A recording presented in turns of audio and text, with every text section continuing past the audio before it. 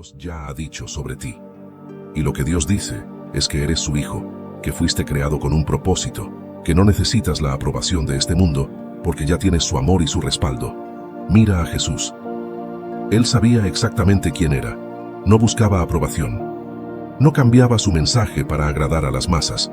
No se alteraba cuando lo criticaban, cuando lo rechazaban, cuando hablaban mal de él. Porque su identidad no dependía de lo que otros pensaban, sino de lo que el Padre decía sobre él. Y eso es lo que tienes que hacer tú. Si realmente quieres ser fuerte mentalmente, tienes que dejar de vivir en función de la validación de los demás. No puedes dejar que sus opiniones dicten tu valor. No puedes vivir para impresionarlos, para complacerlos, para encajar en sus expectativas, porque si lo haces, siempre serás prisionero de su aprobación. Cuando vives por fe, entiendes que la única voz que realmente importa es la de Dios.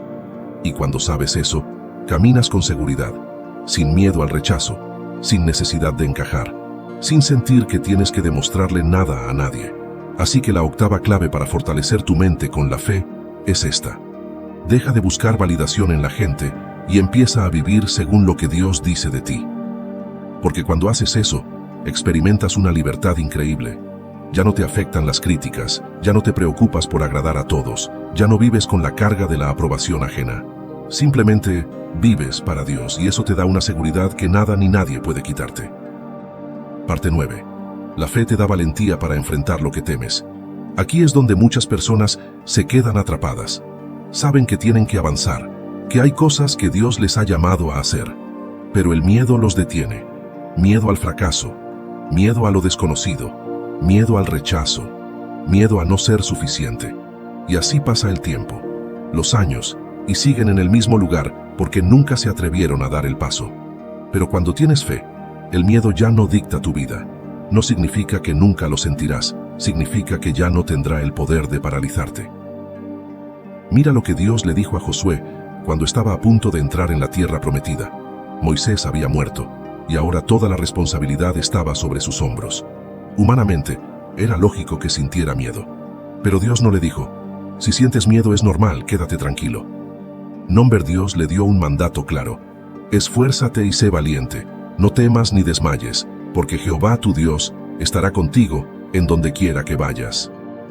Josué 1. Fíjate en lo que Dios le dice. No le promete que todo será fácil, no le dice que no habrá obstáculos. Lo que le dice es, sé valiente, no temas, porque yo estaré contigo.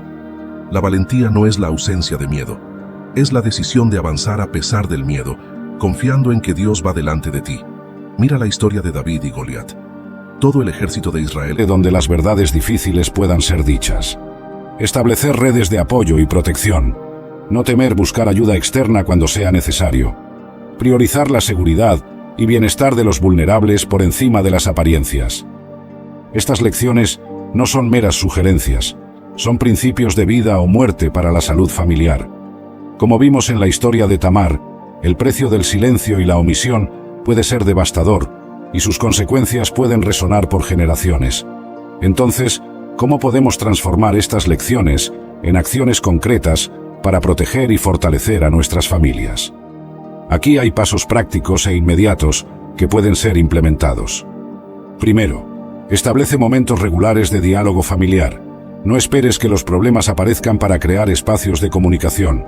Haz como nos orienta Deuteronomio capítulo 6, versículo 7, hablando de estos asuntos, estando en tu casa y andando por el camino, y al acostarte, y cuando te levantes.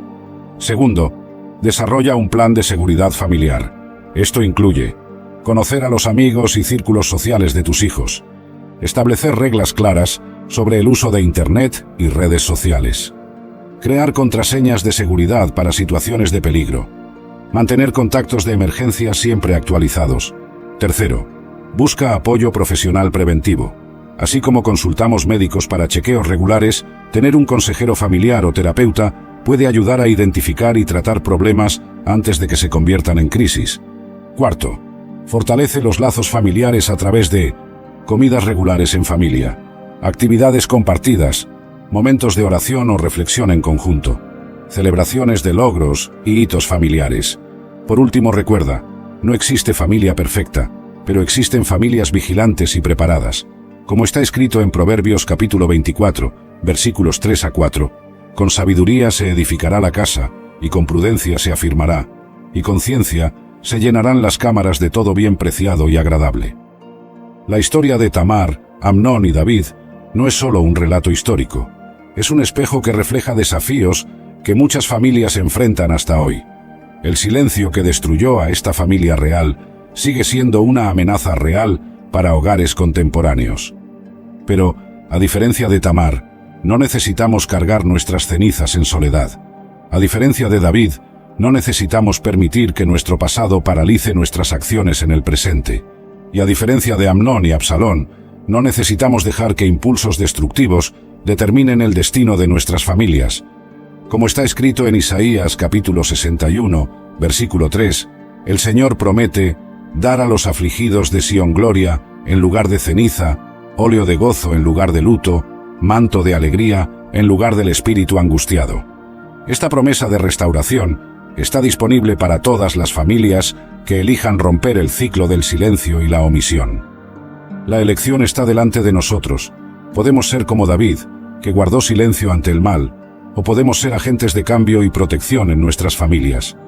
El precio del silencio es demasiado alto para ser ignorado. Es hora de hablar, de actuar y de proteger. Porque a veces, romper el silencio es el primer paso para restaurar la paz. Hacer la voluntad de Dios. Aunque diferente de los lamentos en los salmos, la oración es similar, ya que permite que el peticionario exprese sus emociones y dolores más profundos a Dios. El enfrentamiento privado que ocurre en la oración a menudo produce el consuelo que necesitamos para dar el siguiente paso, sosteniendo la mano de Dios.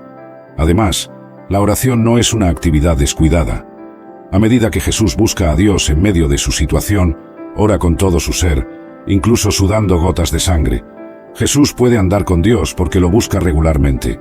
Es interesante que Lucas, un médico, mencione esta condición médica rara, la hematidrosis, que se comprende actualmente como que ocurre cuando alguien está bajo un gran estrés, causando la ruptura de pequeños vasos sanguíneos dentro de las glándulas sudoríparas, permitiendo que la sangre se mezcle con el sudor. Esta explicación arroja luz sobre la situación de Jesús en el jardín. Sin embargo, hay una palabra desafiante en el texto griego que exige consideración cuidadosa.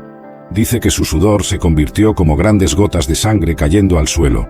El punto central de la narrativa en Getsemaní es la agonía de Jesús. Al llegar al jardín, dice a sus discípulos que está profundamente perturbado y angustiado, hasta el punto de la muerte. Lucas captura esto refiriéndose al sudor como si fueran gotas de sangre. ¿Por qué está tan angustiado ahora? El dolor que Jesús enfrentó no fue simple, sino complejo. Se hace claro que tuvo que soportar la penalidad que el pecado merecía por millones de personas. En el jardín, la humanidad de Jesús es plenamente revelada, y su agonía es hecha conocida. En este momento, vemos a Jesús en su vulnerabilidad máxima. A pesar de ser sin pecado, está experimentando la esencia más verdadera de lo que significa ser humano. Está sintiendo nuestro dolor, enfrentando tentaciones más fuertes que cualquiera de nosotros jamás ha enfrentado. Es justo decir que fue tentado en todas las formas posibles.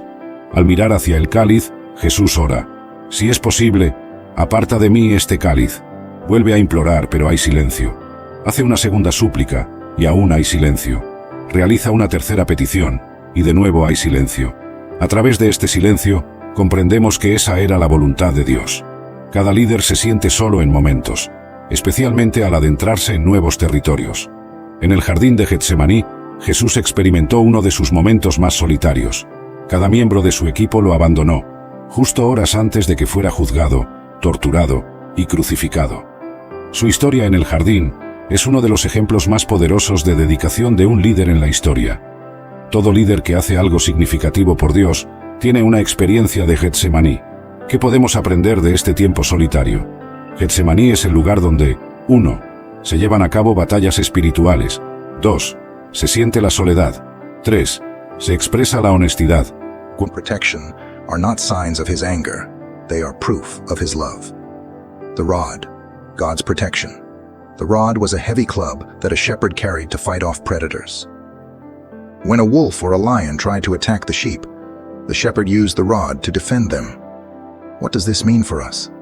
God fights for us. Isaiah 54:17, no weapon formed against you shall prosper. Exodus 14:14, the Lord will fight for you, you need only to be still. When the enemy comes against you, God steps in. The staff, God's guidance. The staff was a long stick with a curved end that the shepherd used to guide and rescue the sheep. Sometimes, a sheep would wander off, and the shepherd would use the staff to pull it back. Other times, the shepherd would use the staff to gently nudge the sheep in the right direction. What does this mean for us? God's guidance is always leading us to safety. Proverbs 3:5-6. Trust in the Lord with all your heart, and he will make your paths straight. Psalm 32:8. I will instruct you and teach you in the way you should go. Sometimes God nudges us through conviction, that feeling in your heart when you know you're drifting off track. Other times, God pulls us back through correction. What if I don't like God's correction? Let's be honest. None of us like being corrected. But Hebrews 12:6 says, the Lord disciplines the one he loves. A good parent doesn't let their child run into the street. A shepherd doesn't let a sheep wander off a cliff. And God doesn't let us destroy ourselves. His correction isn't punishment, it's protection. The hidden secret. God's discipline is a sign that you belong to him. When David says, your rod and your staff, they comfort me, he's saying, I'm comforted because I know you are fighting for me. I'm comforted because I know you are leading me. I'm comforted because I know you love me enough to correct me.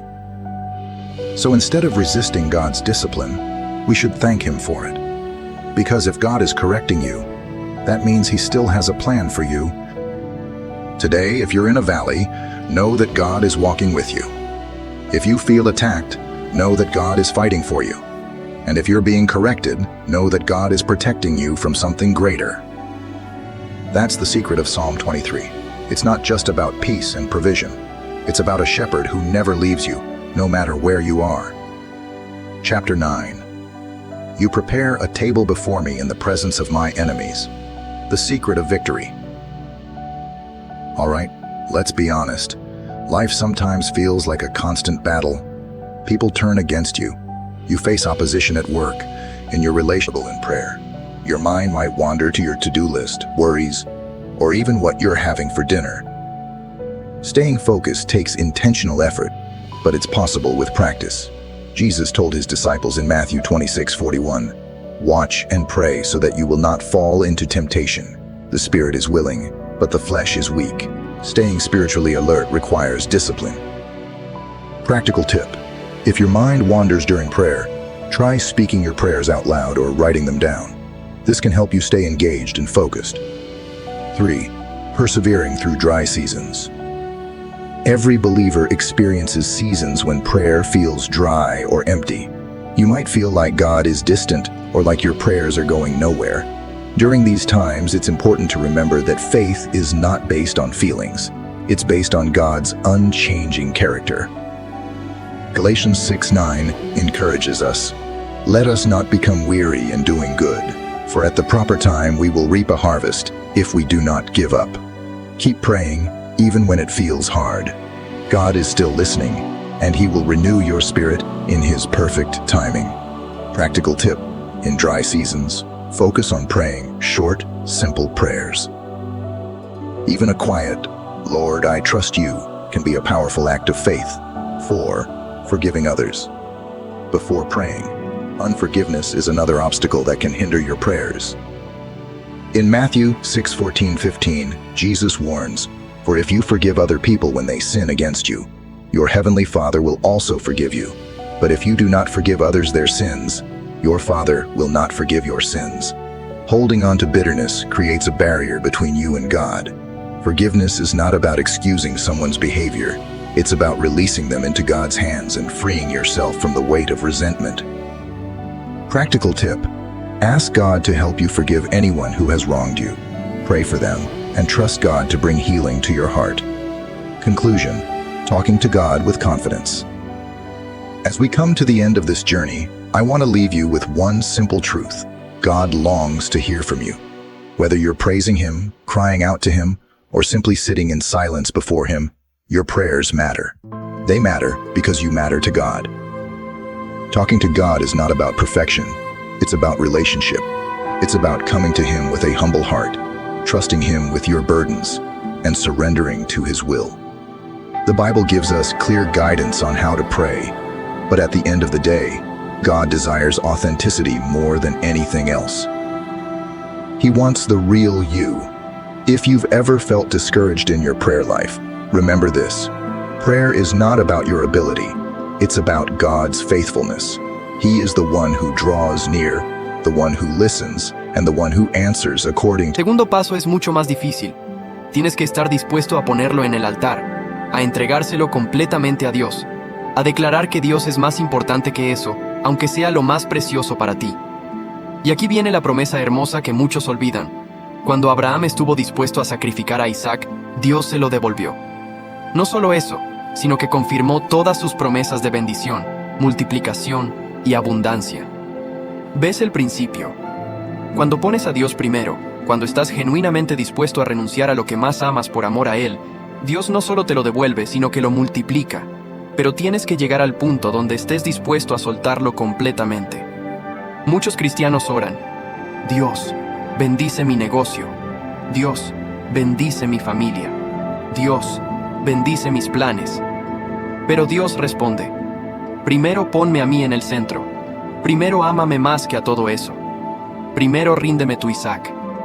Y entonces verás cómo bendigo todo lo demás. La bendición siempre viene después de la rendición total, no antes. Te voy a dar instrucciones precisas para rendir tu Isaac. Primero, identifícalo con honestidad. No te engañes, no lo justifiques. Reconoce ante Dios qué cosa o persona ha tomado un lugar que no le corresponde. Segundo, llévalo al altar en oración. Dile a Dios: Señor, te entrego esto que amo. Te pongo a ti primero. Aunque me cueste, aunque duela, aunque no entienda, elijo obedecerte.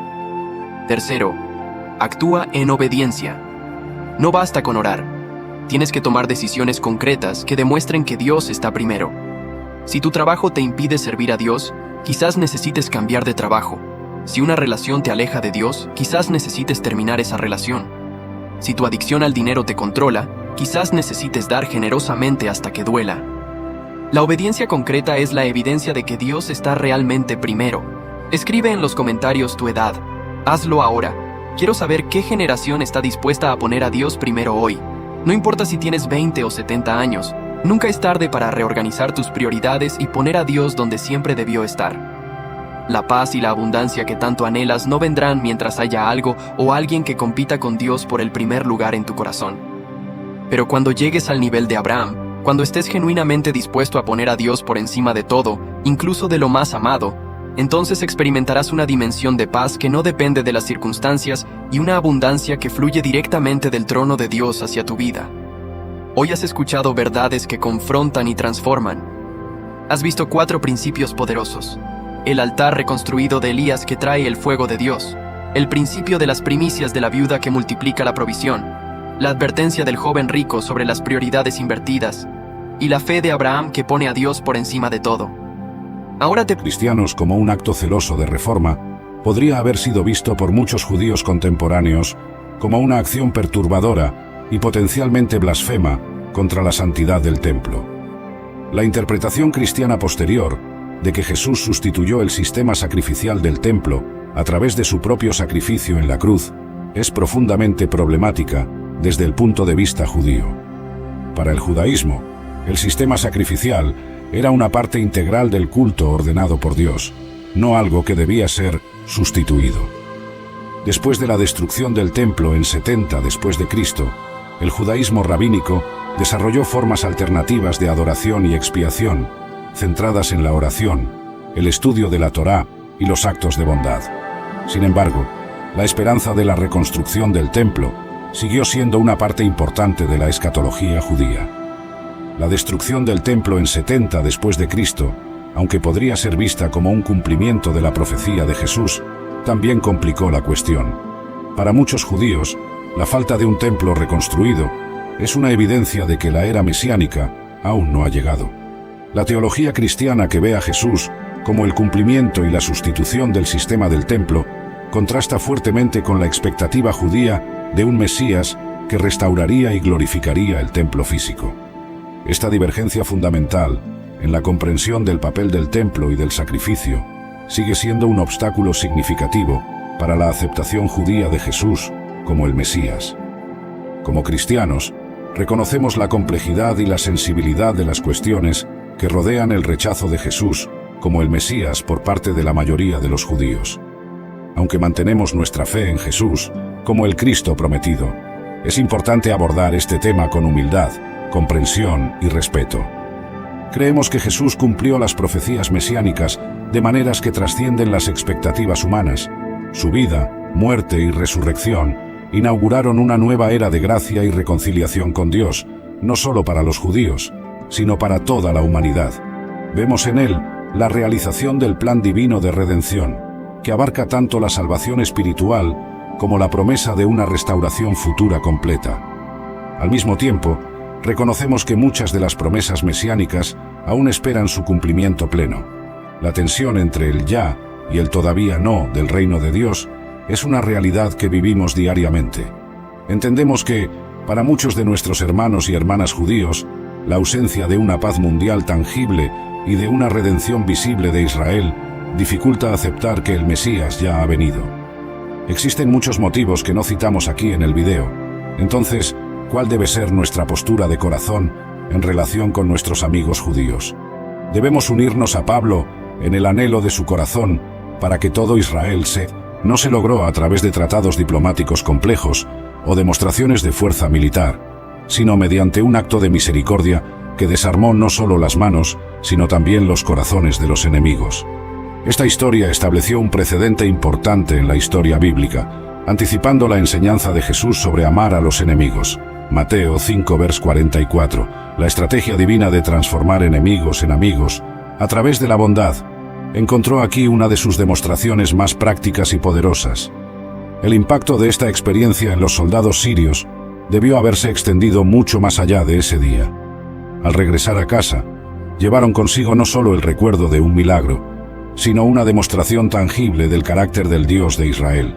Sus historias seguramente se difundieron, contribuyendo a un cambio en la percepción que los sirios tenían de Israel y de su Dios. El hecho de que esta historia haya sido preservada y registrada en las Escrituras sugiere su importancia como paradigma para manejar conflictos. Demuestra que la verdadera victoria no siempre está en derrotar al enemigo, sino a veces en transformarlo a través de la misericordia y la bondad. La historia de Eliseo en Dotán trasciende su contexto histórico y ofrece lecciones profundamente relevantes para nuestra época. En un mundo aún marcado por conflictos, miedos e incertidumbres, los principios revelados en esta narrativa siguen siendo tan poderosos y aplicables como el día en que ocurrieron. Primero, consideremos la cuestión de la perspectiva espiritual versus natural. Así como el siervo de Eliseo, frecuentemente nos encontramos dominados por lo que nuestros ojos físicos pueden ver. Enfrentamos ejércitos modernos en forma de problemas de salud, dificultades financieras, relaciones rotas o desafíos profesionales. La lección fundamental permanece. La realidad que podemos ver es solo parte de la historia. La transformación en la perspectiva del siervo nos enseña sobre el poder de la oración en momentos de crisis. No fue un cambio en la situación externa lo que trajo paz a su corazón, sino una revelación de la realidad espiritual que ya estaba presente. De la misma manera, nuestras oraciones en momentos de dificultad quizás no necesiten enfocarse en cambiar las circunstancias, sino en obtener una nueva perspectiva sobre ellas. La respuesta de Eliseo al ejército sirio ofrece un modelo revolucionario para manejar conflictos. En una era donde la represalia y la venganza aún son respuestas comunes a la hostilidad, la decisión de responder al odio con amor y a la violencia con hospitalidad permanece radical y transformadora. Como está escrito en Proverbios 25, versículos 21 a 22, si tu enemigo tiene hambre, dale de comer, y si tiene sed, dale de beber. El poder de la hospitalidad como herramienta de transformación social no debe ser subestimado. Una minoría religiosa distinta con conexiones conocidas con Israel se convirtieron en blancos específicos de la violencia. Sus sinagogas, que habían estado funcionando pacíficamente durante décadas, de repente fueron vistas como símbolos de influencia extranjera. Lo que pasó después fue la pesadilla de todo creyente. Sinagogas que habían sobrevivido 2700 años de exilio fueron atacadas y quemadas hasta los cimientos. Rollos sagrados de la Torá, algunos de los cuales habían sido copiados a mano durante generaciones por escribas locales, se convirtieron en cenizas. Imagínate el horror de ver siglos de tradición preservada, destruida en cuestión de horas. Familias que habían mantenido viva la llama de su herencia israelita durante milenios de repente se enfrentaban a la posibilidad de que todo se perdiera en una explosión de violencia sin sentido. Los líderes comunitarios de los Bnei Menashe se encontraron en una posición imposible. Algunos tuvieron que huir de sus hogares en medio de la noche, cargando solo lo que podían llevar en sus manos. Otros se escondieron en las montañas, esperando que la violencia disminuyera lo suficiente como para poder regresar a sus comunidades. Pero lo más trágico de todo fue la pérdida de vidas. Familias enteras fueron separadas. Ancianos que habían sido los guardianes de las tradiciones orales fueron asesinados, llevándose consigo siglos de conocimiento irreemplazable. Niños que habían estado aprendiendo canciones hebreas de sus abuelos, de repente se encontraron huérfanos y sin hogar. Era como si las fuerzas del mal hubieran decidido que después de preservar milagrosamente a esta tribu durante 2700 años, era hora de intentar destruirla completamente justo cuando estaba a punto de completar su retorno profético. Pero aquí es donde la historia toma un giro que demuestra la fidelidad sobrenatural de Dios a sus promesas. Cuando las noticias de la violencia llegaron a Israel, la respuesta fue inmediata y decisiva. El gobierno israelí, trabajando con organizaciones judías internacionales, activó protocolos de emergencia que habían sido desarrollados durante décadas de experiencia, rescatando comunidades judías en peligro alrededor del mundo.